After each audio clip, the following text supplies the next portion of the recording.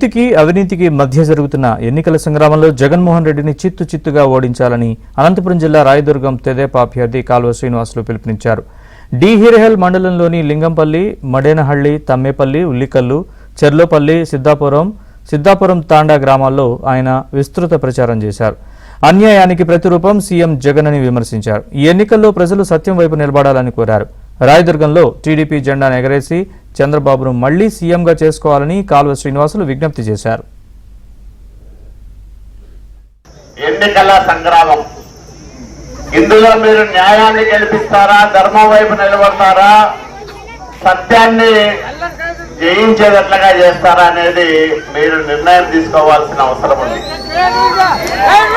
న్యాయం చంద్రబాబు వైపు ఉంది, అన్యాయానికి ప్రతిరూపం జగన్మోహన్ రెడ్డి. 5 సంవత్సరాలుగా చూస్తా ఉన్నాం. మన కరెంటు ఛార్జీలు 9 సార్లు పెంచినాడు. చంద్రబాబు సార్ ఉన్నప్పుడు 200 రూపాయలు వచ్చే కరెంటు బిల్లు ఈ రోజు 600, 800 వస్తుంది. ఉప్పు, పప్పు, చింతపండు, మిరపకాయలు, మంచి నూనె, కందిబ్యాళ్ళు ఇవన్నీ కూడా రేట్లు విపరీతంగా పెరిగినాయి. ఏమి కొనేటట్లుగా లేదు, ఏమి తినేటట్లుగా లేదు.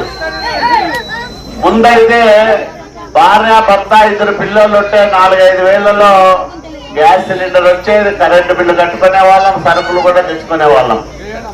ఇప్పుడు 10,000 అయినా సరిపోవడం లేదు నెలకి. పోనీ మన ఆదాయం పెరిగిందంటే పెరగడం లేదు. ఆదాయం ఏమో పెరగలే, ఖర్చేమో విపరీతంగా పెరిగింది. ఈ పెరిగిన ఖర్చుకు ఎవరు బాధ్యులంటే జగన్మోహన్ రెడ్డి బాధ్యత.